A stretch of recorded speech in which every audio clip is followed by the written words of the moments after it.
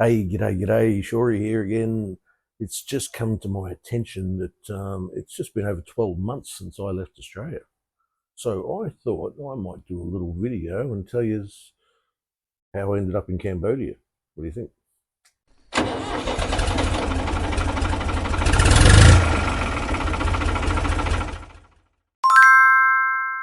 Hey, g'day, Shorey here. Hey, if you don't know who I am a almost 60-year-old Aussie who is currently living in Kampot, Cambodia.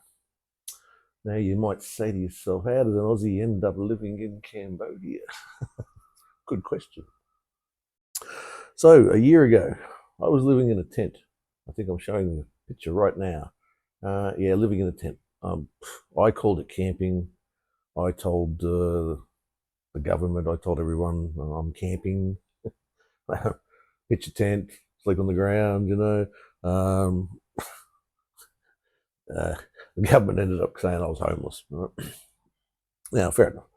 I did have a vehicle and stuff, but I could get around. But yeah, I basically set up tent wherever I could find a place. National parks, campgrounds. Sometimes you got to pay, sometimes you don't, and trying to find a place with a shower and toilet mostly was my biggest goal in life.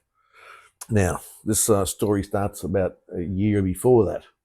I discovered that if I played my cards right and had another assessment and stuff, that Centrelink would allow me to take my disability pension overseas with me. Now, before you start saying what's wrong with him, it's none of your business. All right, it's between me and the government. Trust me. If I wasn't eligible for it, I would not have got it. Okay, so just trust me, trust them, trust the process. I am eligible. All right. Now, and just for records, there's been a handful of people that have contacted me since I've said the channel, wanting to know a few things about me, and I've actually told them what is wrong with me, and they all do the same thing. The jaw drops. Really? Yeah.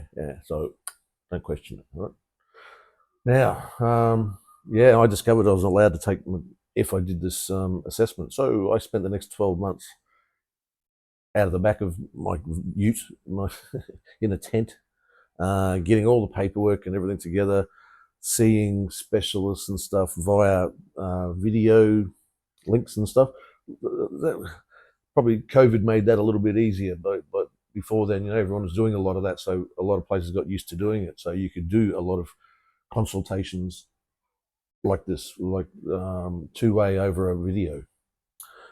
So that's what I did, and it took a long time. Now I went through a organisation called Economic Justice Australia. I'm assuming I'm doing that there. I'm still not very good at this, by the way. um, yeah, Economic Justice Australia, and they put me on to Basic Rights Queensland, um, and they're a law firm, pro bono. They take care of you. They know the Centrelink law inside and out, particularly about disability support pension. So I worked with them, got doctors to do the right thing, fill out the forms correctly, do all that sort of stuff, because that's where usually you come undone. Is the doctor's not writing the right thing? They might believe everything, and they're just doctors aren't lawyers. Okay, they're not Centrelink professionals either. That's what my doctor kept saying. English is his second language, things like that. So they don't know how to fill out the forms correctly. Is usually the case. So I found. Anyway, we did it all. We finally. It took me almost a year um, of scratching around, getting all the paperwork, getting all the stuff they wanted. I get a phone call. I'm actually living in that tent, same campground. And I got the phone call saying, you've been granted indefinite portability of the pension. See you later, basically. Now, that doesn't mean you have to go straight away. It doesn't mean you have to go at all. That just means you can. So I'd already discovered that living in Thailand, for instance, was going to be a lot more beneficial for me. First of all, the financial anxiety that I was dealing with in Australia was horrendous. And anyone who's on the DSP knows that. It's very hard to survive. You do your best, especially when you don't have anything back you up. I got no super. I don't own a house. There's none of those things. Okay, so yep. So I got the phone call saying you're welcome to go. So I did. I already had my ute sold to the mechanic that did the last service on it. He said he liked the ute. If I'm going to sell it, let him know. So yeah, already had a price in. We already had an agreement. So I basically sold the ute. Really good mate of mine dropped me off at Brisbane Airport. That's where I was in Queensland. I had a suitcase and a little knapsack over my back, and he shook my hand and he goes, "Good luck, mate." Oh yeah, good luck. That was it. That's the last time I'm probably ever going to see Australia. Now, this is just part of the story, I guess. But leaving Brisbane, the only direct flight out of Australia to Bangkok, where I wanted to go, is out of Sydney or Melbourne, which means you've got to fly down to Sydney, Melbourne, and then wait, and then get on a plane. I got caught out once before with that sort of thing, so I went no. In fact, my mate that dropped me off at the airport suggested, he goes, "Why don't you go to Vietnam, Ho Chi Minh City, cheap flight from Brisbane, direct flight from Brisbane into Vietnam, and then get another flight from Vietnam into Bangkok." And look, I probably saved about $100. It wasn't the money saving, it was the convenience of being able to fly directly out of Brisbane, land in Ho Chi Minh. I had a 2-hour layover in Ho Chi Minh Airport, and back on the plane straight to Bangkok. Now, this is not my first rodeo. I had been to Thailand before. Bangkok's definitely not my scene. I don't like cities. That's just one thing. I couldn't live in Phnom Penh, Bangkok, Manila. I couldn't live in Sydney or Melbourne, to be honest. So, big cities aren't going to do it for me. I'd been to Pattaya before. Really liked Pattaya a whole lot, but it's not a place to live. I don't, in my opinion. If in my situation, it wasn't going to be a great place for me to live. So, I'd already eyed off Hua Hin. Similar geography, if you like, to Pattaya. Similar distance from Bangkok, all that sort of thing, but a bit more peaceful, a bit more quiet. I watched a few YouTubers, a few YouTube clips. Johnny, there's something happening. So Johnny Small, g'day Johnny. I met Johnny a couple of times. He had a few videos about Hua Hin that I really liked. Introducing who is now a good mate of mine, Woody. G'day Woody. He's got a bar in Hua Hin. And so I knew where I was going. So I booked a couple of nights hotel before I left, bookings.com kind of thing, close to the city. So I'd never been to Hua Hin. So I got a bus from Bangkok to Hua Hin. Got off the bus, got a Bolt Grab, like an Uber, to the hotel. Wasn't far away as it turned out. And I started from there.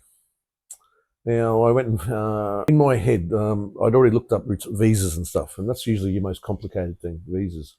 And I knew that I was old enough, I was over 50, sorry, to be able to get a retirement visa in Thailand. But financial securities they need, like 800,000 baht in the bank, things like that, I didn't have. I just didn't have that sort of money. So I thought I'm going to do an ED visa, education visa, and I'm going to learn Thai. And it was only going to cost me a couple of $100, $500 or $600, I think, Australian. And it was a 12-month learning Thai, basically, is what I thought I was going to be doing. And I'd even found a school close by where I was thinking of living and things like that. Going, this could work out good. Until I went and had a drink with Woody. And he'd been in Hua Hin and Thailand a long time. He knew a few things, and we talked about visas. And I told him what I was going to do. He goes, "No, don't do that. Get a retirement visa." So I don't have the money, mate. Hey, he goes, "Doesn't matter. Here's an agent." He gave me a card, and hopefully maybe I'm showing you the card now. Of Orn was her name, lovely lady, Thai lady. She owns a visa agency. So I said, okay. So I contacted her and told her what he told me. And she goes, "Yeah, no problems." Now it turned out it's going to cost me about $1,500-$1,600 in the end, Australian. But I think I ended up spending closer to 2,000. But that got me a bank account with 800,000, showing 800,000 baht in the bank. That got me my visa itself, and a little bit of insurance through the bank, a little bit of accident insurance, which is expired now. Yeah, all the residency stuff and everything that I needed. I needed things for to rent a unit and things like that. So anyway, I went and saw her. We got all that sorted out. Now, I haven't told many people this, but within a couple of days of me uh, landing, basically, I went and rented a girlfriend. I rented a girlfriend for a week. Now it sounds a bit weird. She's basically a bar girl, but she spoke fairly good English. She was from the area, so she knew Hua Hin fairly well. So she served two purposes. The first one was very obvious. The second one was that, yeah, she could take me around and not get me lost, translate, do a few things. So she came with me to the visa agency, to the bank, to immigration, to the apartments I was looking at. I had a look at a couple and we settled on one. And then once I'd done that lease, and she was able to do a little bit of interpreting for me and things, we got that paperwork done. Then we went shopping at a shopping centre, basically to go and buy sheets, towels, pillows, pillowcases, plates. There was nothing. It was an empty apartment. It had a bed, had a TV, had a fridge, hot water, air conditioning, but none of this, your personal things, I guess. So she helped me go and shop all that. And as I said, at the end of the week, I went, here's your money. Thank you very much. Goodbye, kind of thing.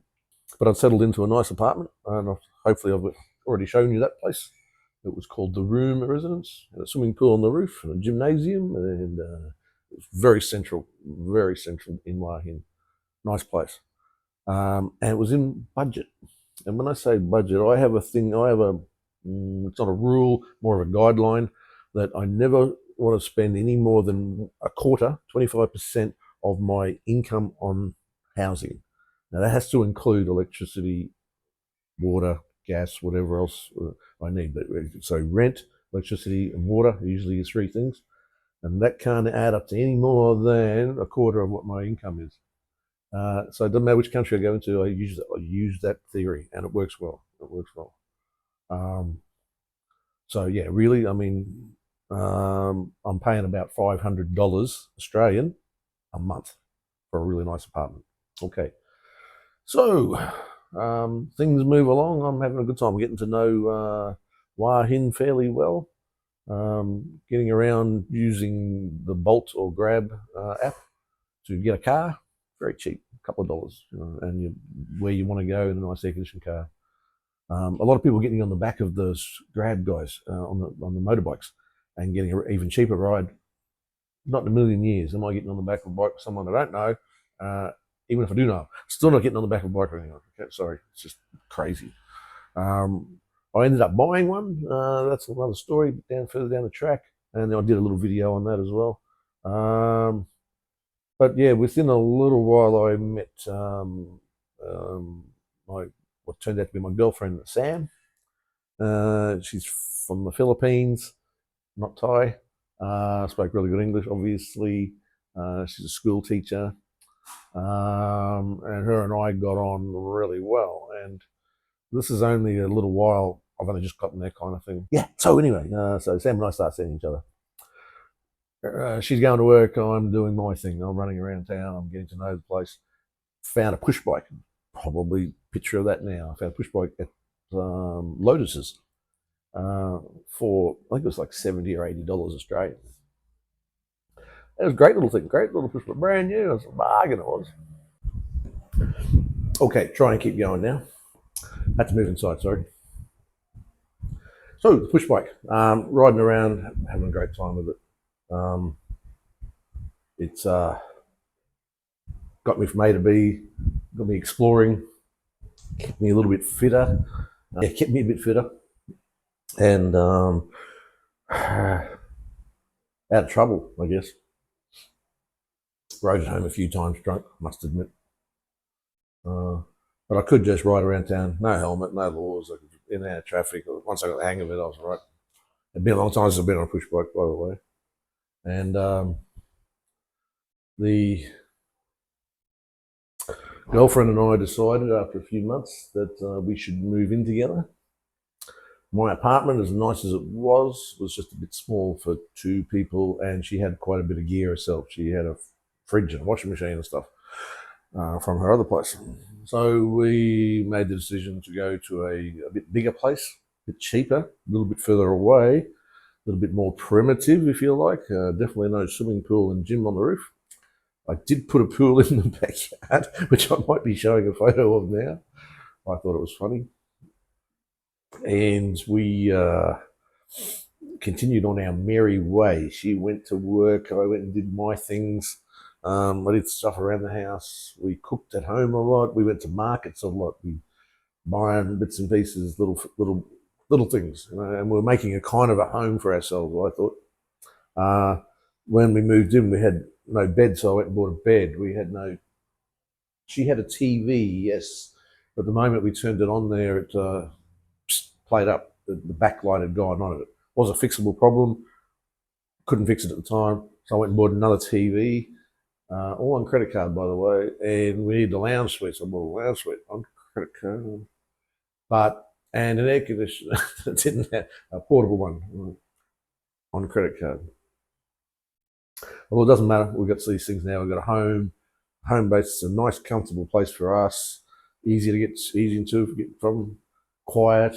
It's good.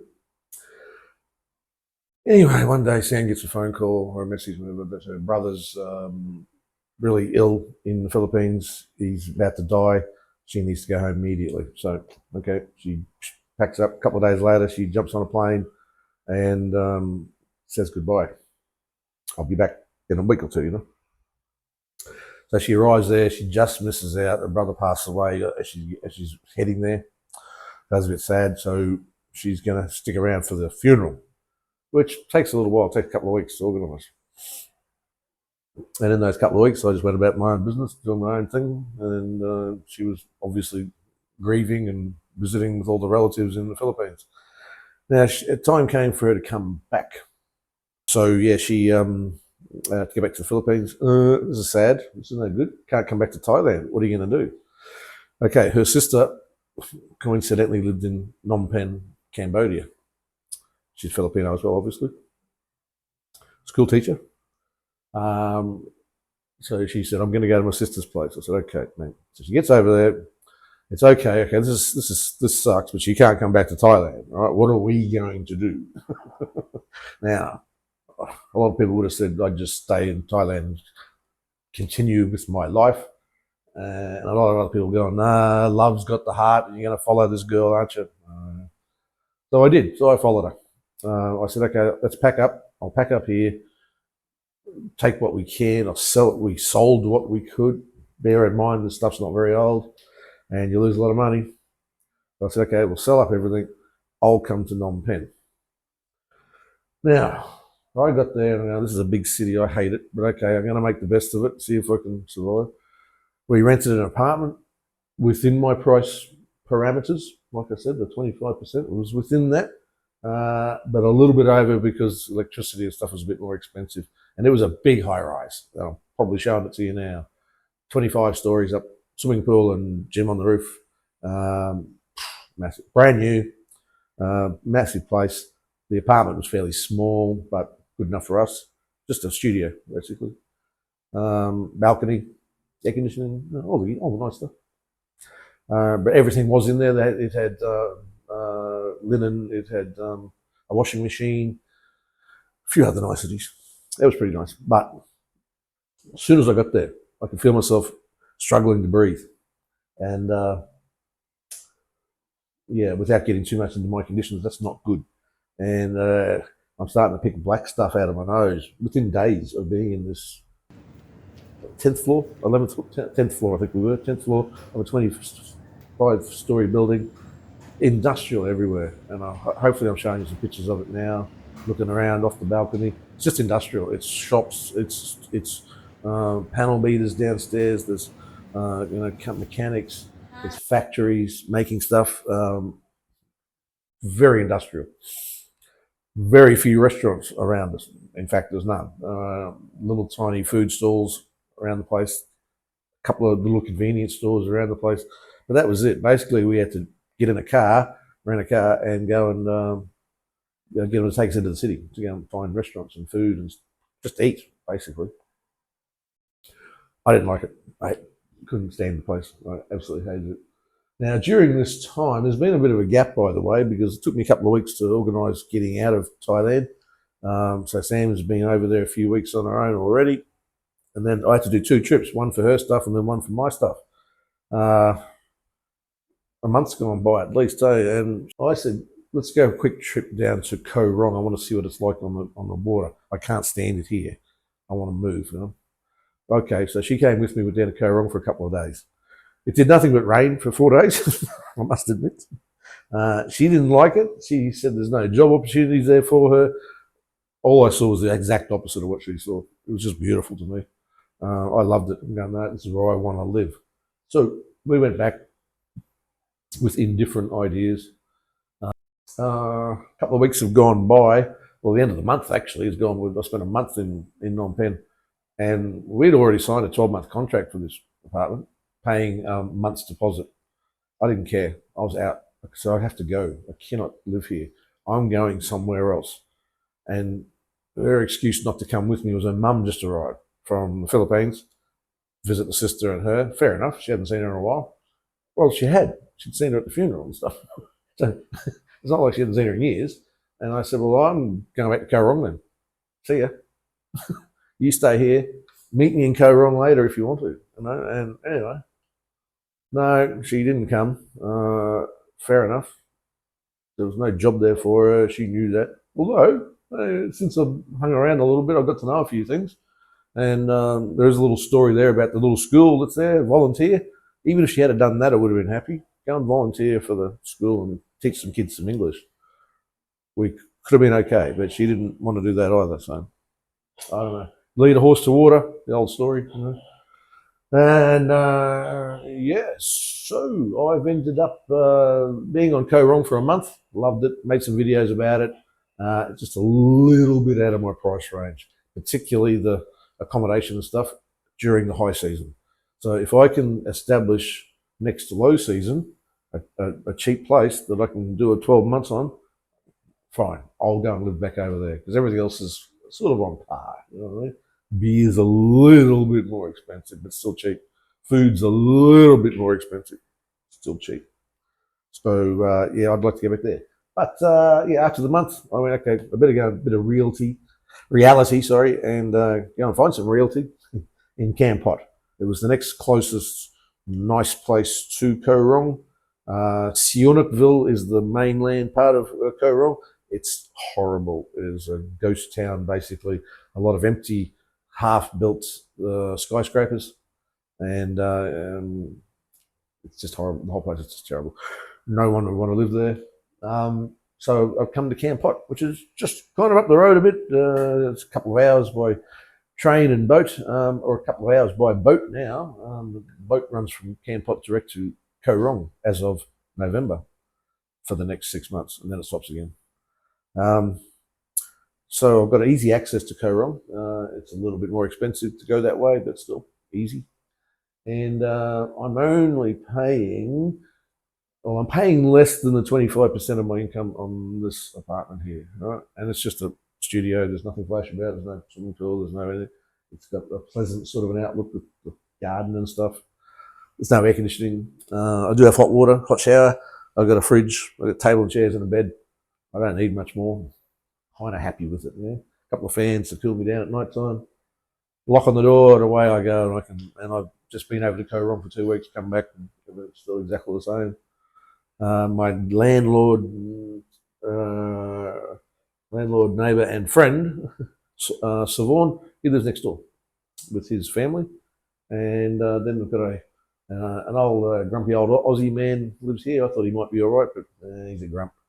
And another grumpy old woman from South Africa down in the back corner, and a nice man, school teacher from, I think he's Dutch. And that's about it. It's fairly quiet and peaceful. So, guys, that's how I ended up in Kampot, Cambodia. Bit of a long story, I guess, a bit of a ride around, but hey, hopefully some of that information is helpful. I'll go back through the video and I'll see if I can put in some links or some addresses or some costings of stuff that I've spoken about. I'll go back through it and Thanks for checking in, eh?